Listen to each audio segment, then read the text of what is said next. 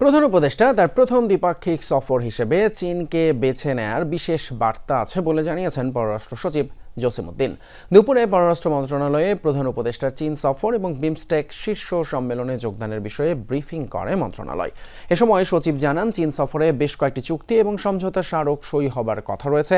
এছাড়া ষষ্ঠ বিমস্টেক শীর্ষ সম্মেলনের সভাপতির দায়িত্ব নেবে বলে এবারের আসর বিশেষ গুরুত্বপূর্ণ বাংলাদেশের কাছে। সম্মেলনে ভারতের প্রধানমন্ত্রীর সাথে সাইডলাইনে বৈঠক হবার কথা রয়েছে বাংলাদেশের প্রধান উপদেষ্টার। ওয়ালটন টেলিভিশন মাত্র 25,490 টাকায় পাচ্ছেন গুগল টিভি। বুধবার 4 দিনের সফরে চীন যাচ্ছেন প্রধান উপদেষ্টা ডক্টর মোহাম্মদ ইউনূস। অন্তর্বর্তী সরকারের দায়িত্ব নেয়ার পর সরকার প্রধান হিসেবে এটাই প্রথম দ্বিপাক্ষিক সফর ডক্টর ইউনূসের।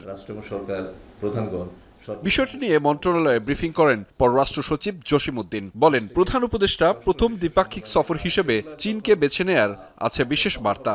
চীন যে আমাদের খুবই গুরুত্বপূর্ণ বন্ধু, সেই বন্ধুত্বকে আমরা ধারণ করি এবং চীনের দিক থেকেও একই ধরনের সেন্টিমেন্ট আছে।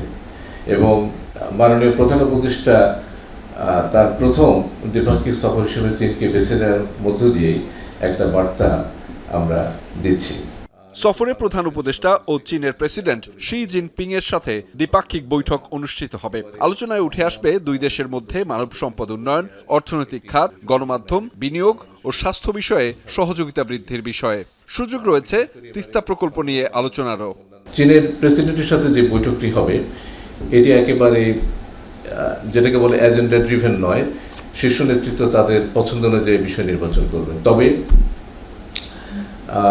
আমাদের দিক থেকে এবং চীনের দিক থেকেও আগ্রহ আছে ওয়াটার ম্যানেজমেন্ট বিষয়টা নিয়ে কথা বলার জন্য, এবং সেই ওয়াটার ম্যানেজমেন্টের বিষয়ের আওতায় তিস্তা প্রকল্প নিয়ে কথার একটা সুযোগ আছে। চীন থেকে ফিরে 3 এপ্রিল ষষ্ঠ বিমস্টেক শীর্ষ সম্মেলনে যোগ দিতে থাইল্যান্ড যাবেন প্রধান উপদেষ্টা। দায়িত্ব পালন করবেন সম্মেলনের সভাপতি হিসেবে। ভারতের সাথে আমাদের সম্পর্কের যে বর্তমান প্রেক্ষাপট, সেই প্রেক্ষাপটের প্রেক্ষিতে এই বৈঠকটিকে আমরা গুরুত্ব দিয়ে দেখছি এবং আমরা আশা করি যে বৈঠকটি যদি অনুষ্ঠিত হয় তাহলে আমাদের দ্বিপাক্ষিক সম্পর্কে যে সৃষ্ট স্থবিরতা সেটা কেটে যাওয়ার সম্ভাবনা আছে। আমাদের দিক থেকে আমরা বলতে পারি যে আমরা এই বৈঠকের জন্য প্রস্তুত আছি।